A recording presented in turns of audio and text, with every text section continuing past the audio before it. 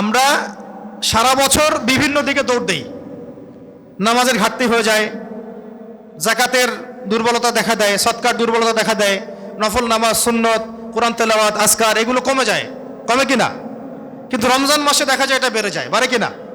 অতএব রমজান মাসটাকে আল্লাহ পাক নেয়ামত হিসাবে দিয়েছেন যেন আমরা ঘরে ফিরতে পারি, নিরে ফিরতে পারি।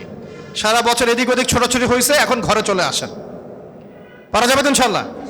আর রমজানের প্রথম কাজ হচ্ছে একটা প্রস্তুতি গ্রহণ করা যে আল্লাহ আমি সারা বছর যে ভুলগুলো করছি, যে গুনাহগুলো হয়ে গেছে, যে আমলের শিথিলতাগুলো হয়ে গেছে, যে কাজগুলো আমার উপর ফরজিয়াত ছিল, ওয়াজিবাত ছিল, আমি ঠিকমতো করতে পারি নাই, আল্লাহ সেগুলোর জন্য আমি ইস্তেগফার করছি।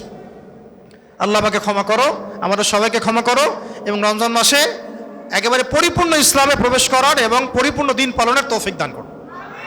এটা হচ্ছে প্রথম কথা, নিয়াতটা ঠিক করে ফেলা। পারা যাবে তো ইনশাল্লাহ? 2 নাম্বার, এটা আমি 2 নম্বরে নিয়ে আসলাম, যদি এটা পরে বলা যায় তাও 2 নম্বরে বলছি।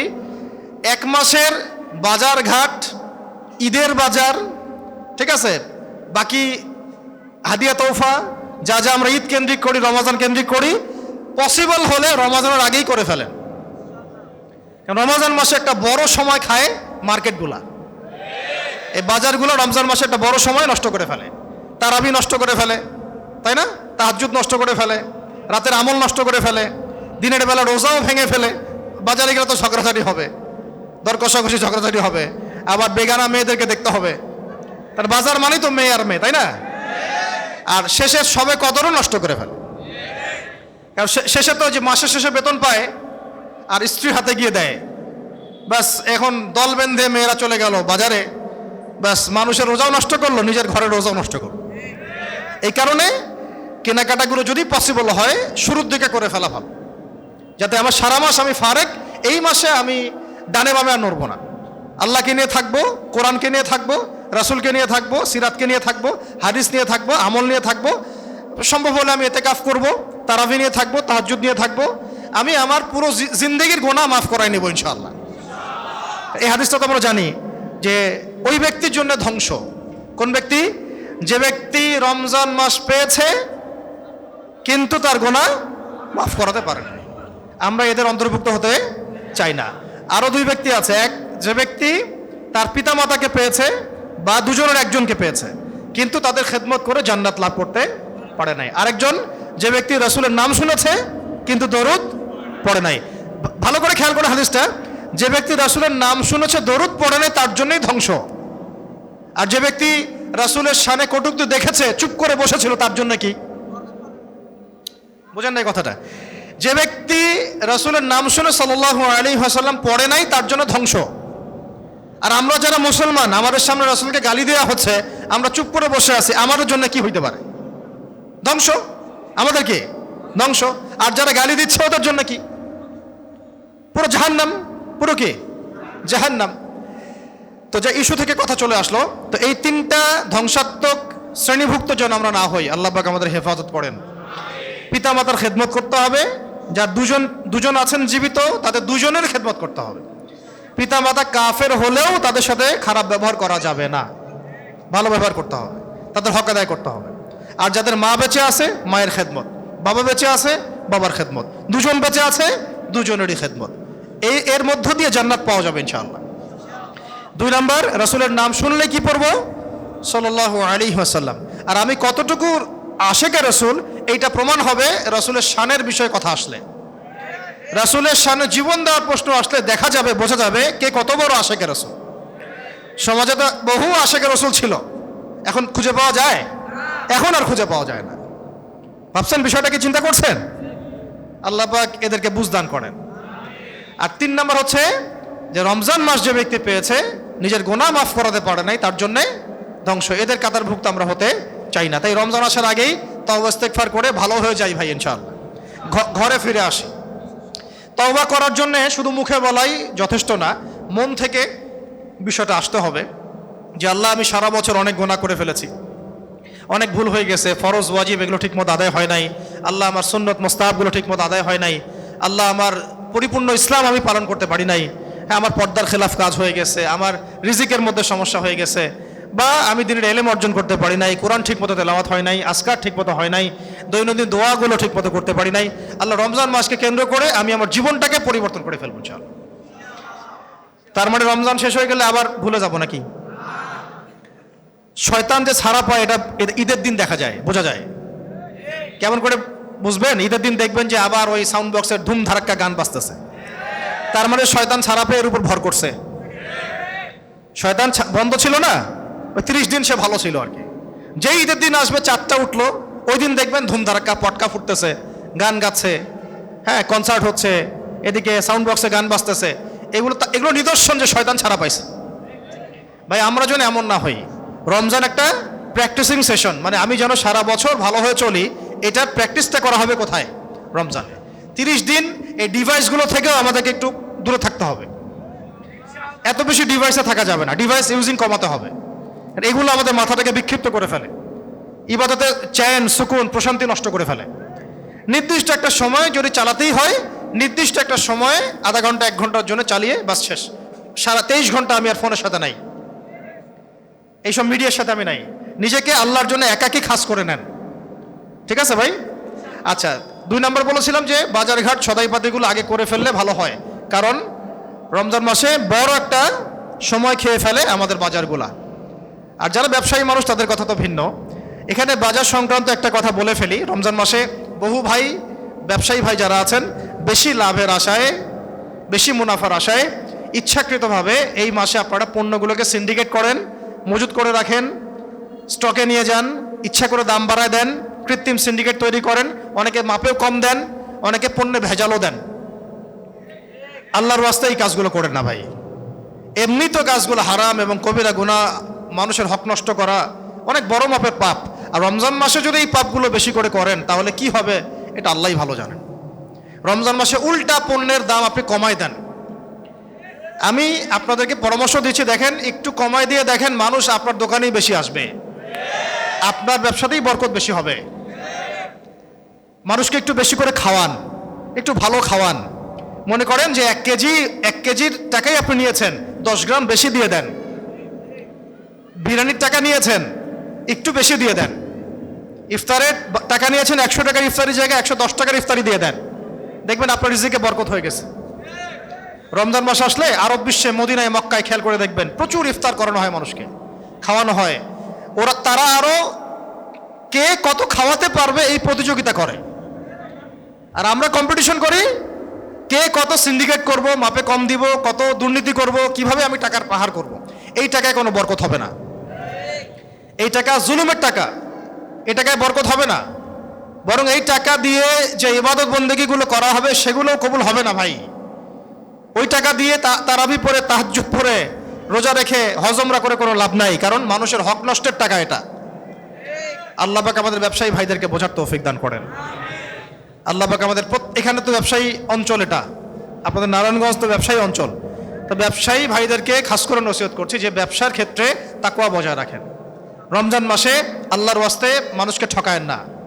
আর এটা রমজান মাসেই ভালো হয়ে যাবেন, সারা বছর ভালো হবেন না এমন না, কিন্তু প্র্যাকটিস হবে যাতে করে আপনি সারা বছর ওই উসুলের উপরেই ব্যবসা করতে পারেন। আল্লাহ পাক তৌফিক দান করেন, আমিন। কটা বলছি ভাই? 3টা 4টা না? 3টা বলছি। আর 4 নম্বর হচ্ছে রমাদান মাস মানে কোরআনের মাস। কিসের মাস? শাহরু রমাদান আল্লাযী উনজিলা ফীহিল কোরআন হুদাল লিন-নাস ওয়া বায়্যিনাতিন মিনাল হুদা ওয়াল ফুরকান ইলা আখির আয়াত। আল্লাহ পাক বলেছেন রমাদান সেই মাস যেই মাসে আল্লাহ রাব্বুল আলামিন কি নাজিল করেছেন? কোরআন। কি উদ্দেশ্যে? হুদাল লিন-নাস, এটা মানব জাতির জন্য হেদায়েত, মানব জাতির জন্য হেদায়েত। এবং এটাকে বায়্যিনাত বলা হয়েছে, মানে দলিল প্রমাণ। তাহলে সত্য মিথ্যা, ন্যায় অন্যায়, হক বাতিলের দলিল প্রমাণ কি? আল কোরআন। এবং বলেছেন ফুরকান, মানে এটা হচ্ছে সত্য মিথ্যা, ন্যায় অন্যায়ের পার্থক্যকারী। তাহলে হক বাতিলের পার্থক্যকারী কি? ন্যায় অন্যায়ের পার্থক্যকারী কি? জায়েজ না জায়েজ এগুলোর পার্থক্যকারী কি হবে? এর সাথে অবশ্যই সুন্নাহ আছে, অর্থাৎ আল্লাহ পাকের ওয়াহি। এই ওয়াহিটাই হচ্ছে সত্য মিথ্যা, ন্যায় অন্যায়, হক বাতিলের একমাত্র চূড়ান্ত মানদণ্ড। এটা আল্লাহ পাক নাজিল করেছেন কোন মাসে?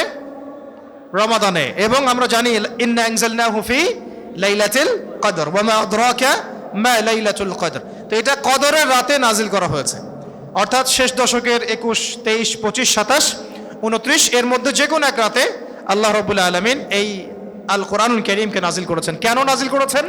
যাতে করে আইয়ামে জাহিলিয়াতের মতো সমাজকে পরিবর্তন করে একটা আলোকিত সমাজে পরিণত করা যায়। কোরআন নাজিলের উদ্দেশ্য কি? যাতে করে আইয়ামে জাহিলিয়াতের মতো সমাজটাকে একদম মুহাম্মদ সাল্লাল্লাহু আলাইহি ওয়াসাল্লামের এবং সাহাবীদের সমাজে পরিণত করা যায়। তাহলে ওই জাহিলিয়াতগুলো কি এখন সমাজে নাই? আমাদের নারায়ণগঞ্জে নাই, ঢাকা শহরে নাই, বাংলাদেশে নাই, বিশ্ব ব্যবস্থায় নাই, আমাদের শিক্ষার মধ্যে নাই, সংস্কৃতির মধ্যে নাই, অর্থনীতির মধ্যে নাই, রাজনীতির মধ্যে নাই। তাহলে রমজান মাসে কোরআন নাজিলের উদ্দেশ্য হচ্ছে এই সব কিছুকে আলোকিত করা, পরিবর্তন করা। কিন্তু আমরা আসলে ওই শিক্ষাটা নিতে পারি না। আমরা মনে করি কোরআন নাজিল হয়েছে মানে রমজান মাসে শুধু এক খতম কোরআন দিব, বাস খালাস। রমজান মাসে আমি তারাবি পড়বো, কোরআন শুনবো, বাস খালাস। আসলে কোরআন নাজিল করা হয়েছে এই মাসে কেন? যাতে আপনি আইয়ামে জাহিলিয়াতকে দূর করে একটা নববী সমাজ প্রতিষ্ঠা করতে পারেন। এটা করার জন্য আমাদের কাজ কি? 6টা কাজ। কয়টা কাজ? কয়টা কাজ? 1 নাম্বার, প্রত্যেক মুসলমান নরনারীকে আল কোরআনের বিশুদ্ধ তিলাওয়াত শিখতে হবে। রাজি আছি? যারা শিখেছি আলহামদুলিল্লাহ, শিখি নেই আবার শিখবো ইনশাআল্লাহ। 1 নাম্বার কাজ হচ্ছে রমজান মাসে আল কোরআনের তেলাওয়াত শিখতেই হবে, শিখতেই হবে, শিখতেই হবে। 2 নাম্বার, আল কোরআনের অর্থ বোঝার চেষ্টা করতে হবে। 2 নাম্বার কি? আল কোরআনের অর্থ বোঝার চেষ্টা করতে হবে আস্তে আস্তে, গ্র্যাজুয়ালি। 3 নাম্বার হচ্ছে আল কোরআনুল কারীমের সমস্ত আদেশগুলো মেনে চলতে হবে। 4 নাম্বার, আল কোরআনুল কারীমের সমস্ত নিষেধগুলোকে ছাড়তে হবে। 5 নাম্বার হচ্ছে আল কোরআনুল কারীমের দাওয়াতটাকে মানুষের কাছে প্রচার করতে হবে। আর 6 নাম্বার হচ্ছে আল কোরআনের যে বিধানগুলো আছে এটা সমাজে বাস্তবায়ন করতে হবে। এই 6টা হচ্ছে আমাদের কাজ। এর মধ্যে কি 1 নাম্বারটা হয়েছে ভাই সবার? এটাই তো আফসোস যে 1 নাম্বারটাই আমরা এখনো 80% মানুষ করতে পারি নাই। আফসোস না? আল্লাহ পাক সবাইকে এই কাজগুলো করার তৌফিক দান করেন, 6টা কাজ করার তৌফিক দান করেন। কিন্তু শুরু থেকে শুরু না করলে তো আমরা বড় স্কেলে যেতে পারবো না। একটা 16 কোটি মানুষের দেশে যদি 15 কোটি মানুষ কোরআনই তেলাওয়াত করতে না পারে, তাদেরকে কি আমরা বুঝাতে পারবো যে আল্লাহর কোরআনে আইন আছে, হুদুদ আছে, কেসাস আছে, শরিয়া বিধান আছে? এগুলোকে বোঝানো যাবে? যে কোরআনের মধ্যে চোরের হাত কাটার বিধান আছে, রজমের শাস্তি আছে, বেত্রাঘাতের শাস্তি আছে, মদপানের শাস্তি আছে, দুর্নীতির শাস্তি আছে, ডাকাতির শাস্তি আছে, হত্যার শাস্তি আছে, এগুলোকে বুঝাতে পারবো? বুঝাতেই যদি না পারি সেগুলোকে বাস্তবায়ন করতে পারবো? সেগুলো পাশ করতে পারবো? অতএব আমাদের পুরো জাতিটাকে আগে কোরআন তেলাওয়াত করা শিখতে হবে।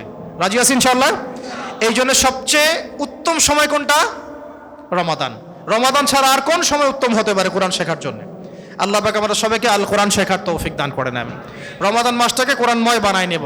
যারা পারি তারা তো তেলাওয়াত করবই, যতগুলো খতম সম্ভব দেওয়ার চেষ্টা করবো ইনশাআল্লাহ।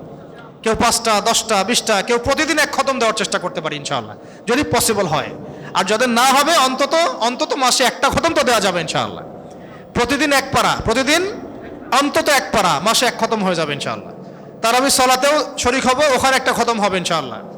যারা আরো দ্রুত গতিতে পড়তে পারি তারা নিয়াত করবো 10 খতম, কেউ নিয়াত করবো 5 খতম, কেউ নিয়াত করবো 20 খতম, পারা যাবে তো ইনশাআল্লাহ। অন্তত 1 খতম, অন্তত 1 খতম। আর যারা আমরা হাফেজ তারা তো মাশাআল্লাহ এগিয়ে আছি।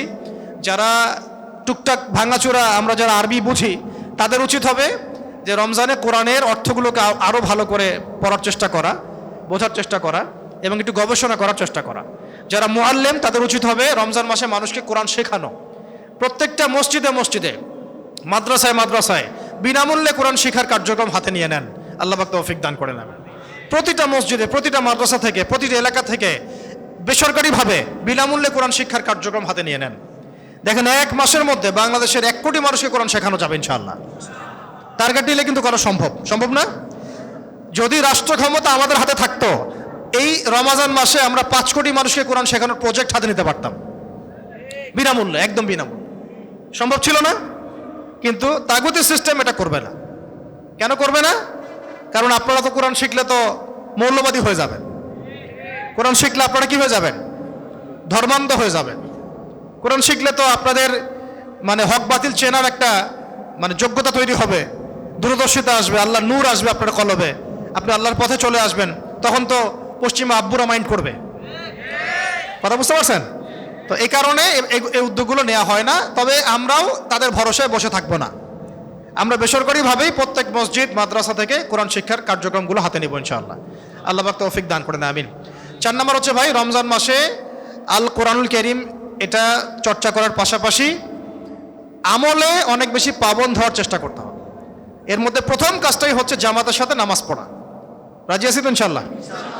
অনেক সময় মিস হয়ে যায়, হতে পারে অনেক সময় রমজান মাসে আমরা সবাই বাসায় থাকি, কাজ থেকে ফারেক থাকবো, নামাজের আউয়াল ওয়াক্তে নামাজ পড়ে ফেলা এবং জামাতের সাথে নামাজ পড়ে ফেলা এবং নামাজের খুশুগুলো ঠিক করে ফেলা, নামাজের নিয়ম পদ্ধতিগুলোতে অনেকেরই অনেক ধরনের ভুলভ্রান্তি আছে, এগুলোকে ওলামায়ে কেরামদের কাছে এসে সহি করে ফেলা, ফরজে আইনের জ্ঞানগুলো শিখে ফেলা। অনেকে আছে অজু ঠিক মতো করতে পারে না, আমরা সমাজে দেখেছি। অনেকে আছে ইস্তেঞ্জার আদব ঠিক মতো করতে পারে না, সুন্নতের আমলগুলো ঠিক মতো হয় না, এমনকি খাবার আদবগুলো ঠিক মতো পারেন না। তাদের জন্য পরামর্শ হচ্ছে রমজান মাসে ওলামায়ে কেরামদের সোহবতে থেকে এই আমলগুলো শিখে নেওয়া, নিজের গরজে শিখে নেওয়া। আল্লাহ পাক তৌফিক দান করেন, আমিন। আমলে পাবন্দির সাথে নফল আমলগুলো বাড়ানো, ফরজগুলো তো বাড়াবোই, 5 নম্বর নফল আমলগুলো বাড়িয়ে দেওয়া। নফল আমলের মধ্যে কোরআন তেলাওয়াত আছে, তারাবি আছে, আমাদের নফল দান সদকা আছে, নফল ইতিকাফ আছে, আরও অনেক নফল আমল আছে এবং প্রত্যেকটা ফরজ নামাজের আগে পরেও কিন্তু সুন্নাত আছে। এই সবগুলো আমলকে গুরুত্ব দেওয়া, রমজান মাসের ছোট ছোট আমলগুলোকেও গুরুত্ব দেওয়া। ছোট বলতে বোঝাচ্ছি যেগুলো মোস্তাহাব পর্যায়ের, এগুলোকেও গুরুত্ব দেওয়া। ধরেন যে অনেক সময় আমরা দাঁড়িয়ে পানি খেয়ে ফেলি কি না? রমজান মাসে প্র্যাকটিস করি না আমি বসে খাবো।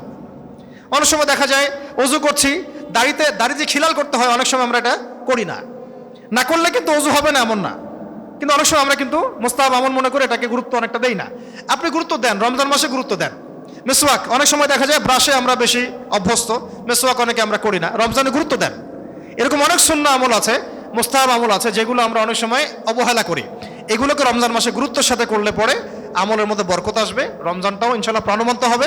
নিজের ভিতরে আপনি ফিল করবেন যে আল্লাহর পক্ষ থেকে একটা প্রশান্তি আপনার মধ্যে নাজিল হচ্ছে ইনশাআল্লাহ। আল্লাহ পাক আমাদের সবাইকে বোঝার তৌফিক দান করেন। এর পাশাপাশি 6 নম্বরে গিয়ে বলবো যে বেশি থেকে বেশি রমজান মাসে দান সদাকাগুলোকে বাড়িয়ে দেওয়া। ভাই পারা যাবে তো ইনশাআল্লাহ? খাস করে যে ব্যবসায়ী মানুষ আপনারা যারা আছেন, জাকাতগুলোকে দেওয়ার ব্যবস্থা করেন। রাষ্ট্র তো কথা শুনে না। আমরা বহুদিন আগে থেকে বলেছিলাম রাষ্ট্রীয়ভাবে যদি জাকাত কালেকশন করা হতো তাহলে বাংলাদেশে একটা গরিব মানুষ খুঁজে পাওয়া যাইতো না। তো এগুলো তো তারা শুনবে না। কেন শুনবে না? এগুলো মৌলবাদী কাজ না, তাই না? এগুলো ধর্মান্ধ হয়ে যাবেন না? নাউজুবিল্লাহি মিন যালিক বলেন, নাউজুবিল্লাহি মিন যালিক। বিশ্বের বড় বড় দেশের রাষ্ট্রনেতারা এখন বলছে যে জাকাতের সিস্টেমটাকে তারা অনইসলামিকভাবে ইম্পোজ করার জন্য প্ল্যান করতেছে। এখন এই পশ্চিমারা করতেছে, জার্মানি করতেছে, আমেরিকা করতেছে, ইংল্যান্ড করতেছে। এরা চাচ্ছে কি জাকাত শব্দ ইউজ না করে রাষ্ট্রীয়ভাবে এমন একটা পলিসি মেক করা যাতে করে ওই সম্পত্তির দেখা যাবে 12% 15% তারা রাষ্ট্রীয় কোষাগারে নেওয়ার চেষ্টা করতেছে। নিয়ে কি করবে? যারা দরিদ্র মানুষ ওদের মধ্যে তারা ডিস্ট্রিবিউট করবে। আল্লাহ রাব্বুল আলামিন আমাদেরকে 12% দিতে বলছেন, মাত্র 2.5%, ওইটাও মানুষ নিচ্ছে না। এখন পশ্চিমারা যখন এটা অ্যাপ্লাই করবে না তখন দেখবেন এরা আবার বলবে হ্যাঁ এটা খুব ভালো, হ্যাঁ 12% দেওয়া দরকার আছে, 10% দেওয়ার দরকার আছে, সমাজে গরিব মানুষকে খাওয়াতে হবে। আরে ভাই জাকাত তো এটা দেওয়া হয়েছে এই কারণেই, কিন্তু আপনারা তো রাষ্ট্রীয়ভাবে জাকাতকে কালেকশন করছেন না। 2.5%, মাত্র কতটুকু? 2.5%। সমাজের দরিদ্র মানুষ খুঁজেই পাওয়া যেত না যদি জাকাত ঠিক মতো আদায় করা হতো। এটা হচ্ছে না। তো যাই হোক, রাষ্ট্রের ভরসায় বসে থেকে লাভ নাই। আমরা আমাদের ব্যক্তিগত উদ্যোগে যার যার জাকাত স্থানীয়ভাবে মসজিদ কেন্দ্রিক, মাদ্রাসা কেন্দ্রিক, সংগঠন কেন্দ্রিক, ইসলামী সংগঠন কেন্দ্রিক জাকাতগুলোকে কালেক্ট করে উপযুক্ত ব্যক্তিদের কাছে পৌঁছে দেওয়ার ব্যবস্থা করতে হবে। আল্লাহ পাক তৌফিক দান করেন, আমিন। এর পাশাপাশি আমি বলবো যে রমজান মাসে দাওয়াতের মেহনতটাকে বাড়ায় দেন। 7 নম্বর, দাওয়াতের মেহনতটাকে বাড়ায় দেন। দাওয়াতি মেহনতটা রমজান মাসে বেগবান হলে এই রমজানে মানুষের মনটা এমনিতেই নরম থাকে, আল্লাহমুখী থাকে, নরম থাকে, আল্লাহমুখী থাকে। মানুষ পরকালকে স্মরণ করে, একটা পরিবেশের মধ্যে থাকে, নামাজ, তেলাওয়াত, আজকার, তারাবি, মনটার মধ্যে কিন্তু একটা সফটনেস কাজ করে। এই সুযোগটাকে কাজে লাগিয়ে তরুণ ভাইদের জন্যে ইফতার মাহফিল, ইফতারের আয়োজন, পাঠচক্র, তারপরে তালিমি বৈঠক, ইসলাহি মজলিস, তারপরে আমরা যে বলি মাসিক সেমিনার, এই ধরনের প্রোগ্রামগুলোকে বেশি বেশি অ্যারেঞ্জ করা যাতে রমজান মাসে আমরা কোটি কোটি যুবকদের জীবন পরিবর্তনের মাধ্যম তৈরি করতে পারি। এবং এগুলো শুধু অফলাইনে না বরং অনলাইনেও করা উচিত। অফলাইনের সাথে সাথে অনলাইনেও করা উচিত যাতে করে অনলাইন সেমিনারগুলোতে আমাদের দেশের বাইরের ভাইরাও শরীক হইতে পারে। আল্লাহ পাক আমাদেরকে বোঝার তৌফিক দান করেন। আরেকটা বিষয় হচ্ছে যে রমজান মাসে যাদের সামর্থ্য আছে তারা উমরাহ করতে পারেন। এটা একটা গুরুত্বপূর্ণ বা বড় আমল হিসেবে আমরা মনে করি। যাদের সামর্থ্য আছে রমজান মাসে বাইতুল্লাহ জিয়ারত করতে পারেন। আর যাদের সামর্থ্য নাই, এটা তো আপনার উপরে চাপিয়ে দেওয়া হয় নাই, তবে যাদের সামর্থ্য আছে তারা রমজান মাসে উমরাহ করতে পারেন। এটা অনেক অনেক ফজিলতপূর্ণ একটা কাজ বলে গণ্য হবে ইনশাআল্লাহ।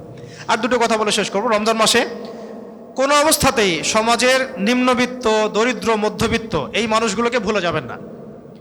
নিম্নবিত্ত মানুষগুলো, নিম্ন মধ্যবিত্ত মানুষগুলো তারা মুখ ফুটে বলতে পারে না। একেবারে মিসকিন না হয় আপনার সামনে হাত পাতে, কিন্তু নিম্নবিত্ত, নিম্ন মধ্যবিত্ত মানুষরা কিন্তু কথা বলতে পারে না, অভাবের কথা বলতে পারে না। তাই তাদের ঘরে ইফতার সামগ্রী পৌঁছে দেওয়ার দায়িত্ব আমাদের। যারা আমরা সামর্থ্যবান, আমাদের দায়িত্ব হচ্ছে তাদের ঘরে ঘরে দরজার সামনে গিয়ে ইফতারের প্যাকেজ, প্রজেক্ট পৌঁছে দেওয়ার দায়িত্ব কাদের? আমাদের। আল্লাহ পাক আমাদেরকে তৌফিক দান করেন।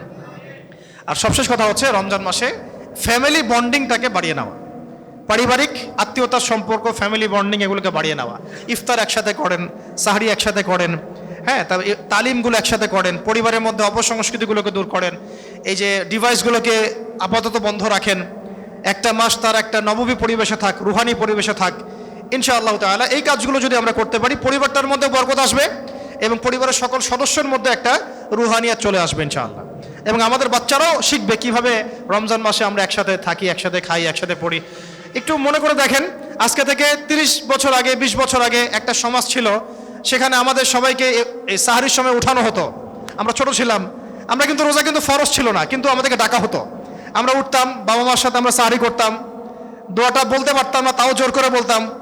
আমরা রোজা রাখতে পারতাম না, দুপুরবেলা খাইতাম, বলতো যে হ্যাঁ একটা রোজা হয়ে গেছে তোমার, আজকে কয়টা করছো? আজকে 3টা রোজা হয়েছে, 3 বেলা খাইছি। আমরা কিন্তু একটা প্র্যাকটিসের মধ্যে ছিলাম, তাই না? পরিবেশ, ঈদের কেনাকাটা হবে, কি খুশি, তাই না? তারপরে চাঁদ উঠছে, সবার মধ্যে একটা আনন্দ বিরাজ করতো। তারপর ইফতার হবে, সবার মধ্যে একটা খুশি, ইফতার দিয়ে আসো, ওই বাসায় দিয়ে আসো, ওই আন্টিকে দিয়ে আসো, ওই আঙ্কেলকে দিয়ে আসো, একটা কিন্তু কালচার ছিল। এখন দেখেন পুরো ফ্ল্যাটে ফ্ল্যাটে সব বন্দী হয়ে গেছে, কেউ কারো খোঁজ নেওয়ার কোনো সুযোগ নাই। এই আত্মকেন্দ্রিকতা বন্ধ করতে হবে। সামাজিক বন্ডিংয়ের জন্যই তো এই নামাজ, এই তারাভি, এই ইফতার মাহফিলগুলো, এই জাকাত, এগুলো তো সামাজিক বন্ডিংয়ের জন্যই। তো সোশ্যাল বন্ডিংটাকে বাড়ানোর জন্যে আমাদের প্রত্যেককে আত্মকেন্দ্রিকতা ত্যাগ করতে হবে এবং একটু হৃদ্যতা, ভালোবাসার বাহুগুলোকে প্রশস্ত করা। আমার ভাই খেতে পারছে কিনা, আমার প্রতিবেশী খেতে পারছে কিনা, আশেপাশে কোনো মিসকিন আছে কিনা, আমার পরিবারের সব সদস্যকে একসাথে আমি খাওয়াচ্ছি কিনা, কারো উপর কোনো জুলুম হচ্ছে কিনা, পার্সিয়ালিটি হচ্ছে কিনা, এইগুলো খেয়াল রাখা। আল্লাহ পাক আমরা সবাইকে কথাগুলো বোঝার তৌফিক দান করে। আর অনেক কথা রমজান নিয়ে আছে ইনশাআল্লাহ, আস্তে আস্তে রমজান মাসেও চাইলে আরও একদিন বসা যাবে ইনশাআল্লাহ। তবে এই মূল কয়েকটা পয়েন্ট, 10টা পয়েন্টের দিকে খেয়াল রাখি ইনশাআল্লাহ। পাশাপাশি আমরা যারা ইতেকাফের নিয়াত করব, তারা এমন জায়গায় ইতেকাফ করার চেষ্টা করবেন যেখানে মুহাক্কিক ওলামায়ে কেরামগণ ইতেকাফ করছেন। তাহলে 10টা দিন আপনি তাদের সহবত পাবেন, বহু কিছু জানতে পারবেন, বহু কিছু শিখতে পারবেন, যেটা হয়তো আপনি 10 বছর পড়াশোনা করেও শিখতে পারবেন না। আমি নিজেও নিয়াত করেছি, ইনশাআল্লাহ আমরাও ইতেকাফ করব। তবে এমন জায়গায় ইতেকাফগুলো করবেন যেখানে ওলামায়ে কেরামগণ সেখানে আছেন, ইতেকাফ করছেন। প্রত্যেকটা নামাজের পরে দার্স হবে, তালিম হবে, তাদের কাছ থেকে নাসিহা শুনবেন, দেখবেন ইনশাআল্লাহ অনেক কিছু শিখতে পারছেন, অনেক কিছু জানতে পারছেন। এক কথায় রমজান মাসটা আল্লাহ পাক নাজিল করে দিয়েছেন কেন আমাদের প্রতি? যাতে আমরা তাকওয়া অবলম্বন করতে পারি। কি করতে পারি ভাই? লাআল্লাকুম তাত্তাকুন, কুতিবা আলাইকুমুস সিয়াম কামা কুতিবা আলাল লাযিনা মিন ক্বাবলিকুম লাআল্লাকুম তাত্তাকুন, যাতে করে আমরা তাকওয়া অবলম্বন করতে পারি, মুত্তাকি হতে পারি। তো মুত্তাকি হওয়ার জন্য এই প্রত্যেকটা কাজই একসাথে জুড়ে আছে।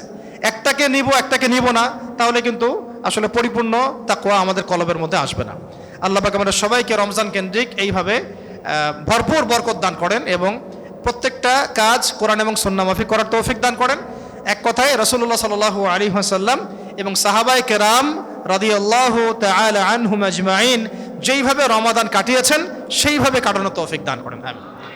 আল্লাহ রাব্বুল আলামিন যেন আজকের কথাগুলো আমরা সবাইকে বুঝে আমল করার তৌফিক দান করেন। আমাদের মধ্যে যারা অসুস্থ সবাইকে শেফায়ে কামেলা দান করেন, যারা আমাদের মধ্যে ইন্তেকাল করেছেন সবাইকে আল্লাহ মাফ করে দেন। আমাদের সবাইকে আল্লাহ পাক যেন বেশি থেকে বেশি রমাদানের নিয়ামত দান করেন। আমাদের হায়াতে আল্লাহ পাক যেন বরকত দান করেন, রমাদান পর্যন্ত আল্লাহ পৌঁছে দেন। সুস্থতার সাথে আল্লাহ পাক রমাদানের সব সম রাখার তৌফিক দান করেন, রমাদানের হক আদায় করার তৌফিক দান করেন, রমাদানে কোরআনের হক আদায় করার তৌফিক দান করেন, আল্লাহর হক আদায় করার তৌফিক দান করেন, রাসূলের হক আদায় করার তৌফিক দান করেন, আমাদের পরিবারের হক আদায় করার তৌফিক দান করেন এবং আমাদের হাক্কুল ইবাদ রক্ষা করার তৌফিক দান করেন। একটা কথা বলে শেষ করব, আল্লাহ পাক যেন আমাদের সবাইকে রাসূলুল্লাহ সাল্লাল্লাহু আলাইহি ওয়াসাল্লাম এবং আল্লাহ রাব্বুল আলামিনের শানের পক্ষে দাঁড়ানোর তৌফিক দান করেন। এবং রমজান মাসে বৈশ্বিক বহু চক্রান্ত হয়, ষড়যন্ত্র হয়, এগুলোকে আমাদের চোখ কান খোলা রাখার, এগুলোর ব্যাপারে চোখ কান খোলা রাখার তৌফিক দান করেন। খুব খেয়াল করে দেখবেন রমজান মাস আসলেই এই খেলা শুরু হয়ে যায়। তারপরে ফুটবল খেলা, ক্রিকেট খেলা, ইসরায়েলের হামলা, ফিলিস্তিনের উপর নির্যাতন, যত প্ল্যান ওদের রমজান মাস কেন্দ্রিক। অতএব আমরাও রমজান মাস কেন্দ্রিক ফিকির করব কিভাবে আমরা আস্তে আস্তে আল্লাহর জমিনে আল্লাহর দিন কায়েম করবো ইনশাআল্লাহ। যারা এখনও ইসলামের বিষয়গুলোকে হেলায় খেলায় নিচ্ছি, ভাই আসেন রমজান মাসটাকে ওসিলা করে আমরা সবাই খাস তওবা করে আল্লাহর কাছে চলে আসি, আল্লাহর কাছে চলে আসি, রাসূলের কাছে চলে আসি, দিনের মধ্যে দাখিল হয়ে যাই, পরিপূর্ণ ইসলামের মধ্যে দাখিল হয়ে যাই, কোরআনওয়ালা হয়ে যাই, সুন্নাহওয়ালা হয়ে যাই এবং আল্লাহর জমিনে দিন কায়েমটাকে আমার মিশন বানিয়ে নেই। আল্লাহ পাক আমাদের সমস্ত ভাই বোনদেরকে কবুল করেন, প্রতিষ্ঠানটাকে কবুল করেন, ওলামায়ে কেরামদেরকে কবুল করেন, আমিন।